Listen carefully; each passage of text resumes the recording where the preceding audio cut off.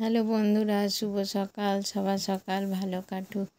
আজকে আমি সকালবেলা স্নান সেরে আমাদের এখানে ভিরিঙ্গি মায়ের মন্দিরে এসেছিলাম পুজো দেওয়ার জন্য।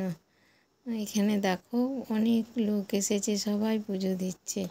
আজকে পরিবেশটা খুব সুন্দর ছিল। আজকে অমাবস্যা তো, তাই সবাই পুজো দিচ্ছে। দেখো আমিও পুজো দিতে এসেছি আমার গাছের ফুল নিয়ে। ফুল, বেলপাতা, আম, লিচু, মিষ্টি নিয়ে এসেছিলাম। আমি তো আম মায়ের চরণে না দিয়ে আমি আম খাই না, ওই জন্য পুজো দিতে এসেছিলাম। সকালটা আমার বেশ ভালোই কাটলো পুজো করে। লাইনে দাঁড়িয়েছিলাম অনেকক্ষণই। দেখো আমাদের ভিরিঙ্গি মা খুব জাগ্রত মা।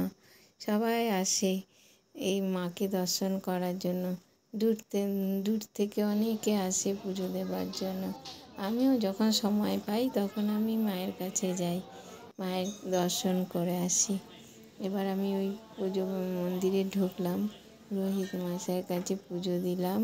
পুজো দেওয়ার পর উনি আমাকে ফুল আমার হাতে তুলে দিল, ফুল বেলপাতা দিয়ে ডালিটা আমার হাতে দিল, চরণামৃত দিল।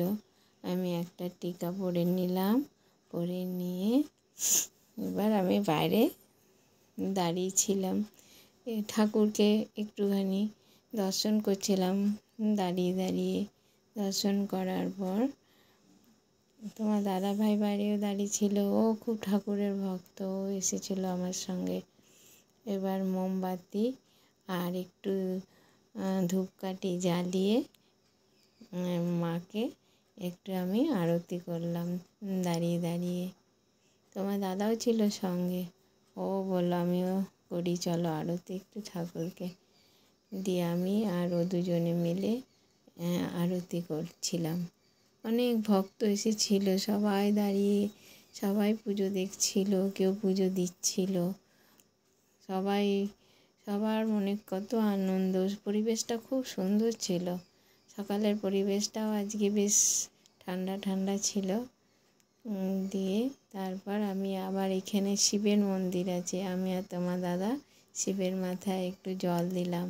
জল দিয়ে ফুল বেলপাতা দিলাম, দিয়ে প্রণাম করলাম। প্রণাম করার পর একটু ধূপ আর মোমবাতি দিয়ে আরতি করলাম। দিয়ে তারপর আমি ঘরে চলে এলাম।